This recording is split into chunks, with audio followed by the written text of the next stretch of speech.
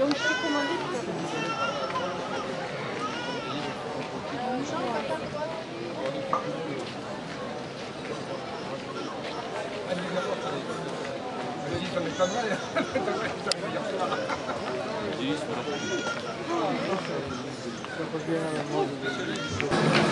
Bon, vous faites quoi alors dans la vie? Donc j'étais dans la mécanique automobile, on a fait un retour à la terre. Évidemment, il n'y avait pas la vie. Et puis comme on faisait son pain, tout ça, qu'on avait des problèmes, je me suis mis à faire un moulin pour moi. Et étant donné que j'étais dans le Sidobre, c'est-à-dire dans le granit, j'étais bien placé pour avoir les meubles. Et alors j'ai commencé à faire un moulin avec des meules qui avaient déjà été faites par un voisin pendant la guerre. Un voisin qui n'était pas du tout idiot et il avait pensé à faire une meule bridée. Alors je suis parti, il m'a donné ses meules et je suis parti sur ce système, je n'ai fait que le perfectionner. Et puis voilà, et puis on m'en a demandé, j'en ai fait d'autres. Et vous l'avez homologué? Non, qui ne tient pas. Bon.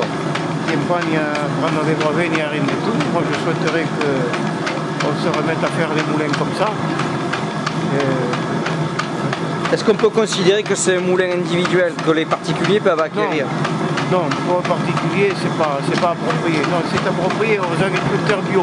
D'accord. Qui, au lieu de vendre du blé très bon marché, ils le vendent transformé. De cette façon, ça leur rapporte un peu plus d'argent et de choses intéressantes à voir et à faire. Ouais. Donc, ils en font de la farine ou du pain.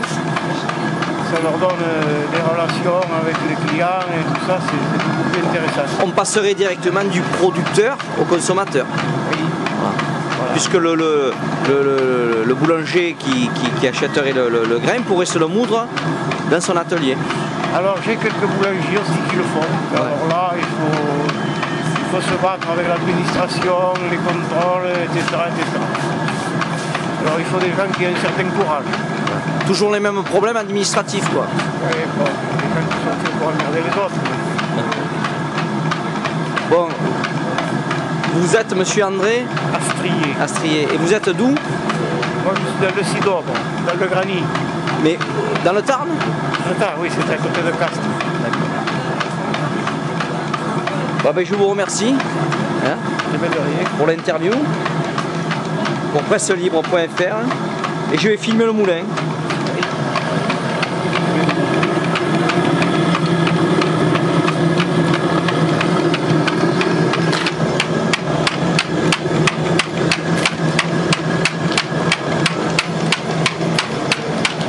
Je profite de l'inspection cinématographique ou on est là. Si vous avez des questions, posez-les. Allez-y, posez-lui des questions. J'ai pas de questions en fait, je voulais voir. Comment ça fonctionne? Ben, je m'étais arrêté l'an dernier assez longuement, j'avais regardé, j'avais acheté la plaquette que vous aviez. Je trouvais ça superbement intéressant, effectivement, pour comprendre la qualité que ça représente et la différence entre... On n'a pas la crise. Oui, oui. De Mais ce qui est intéressant, c'est de comprendre ce qui distingue votre farine c'est pour ça que je fais un petit livre. d'une farine avec un grain concassé. Et on ne peut qu'apprécier la manière dont vous l'expliquez et on sent qu'il y a beaucoup d'attention, il y a beaucoup d'amour même dans ce que vous faites.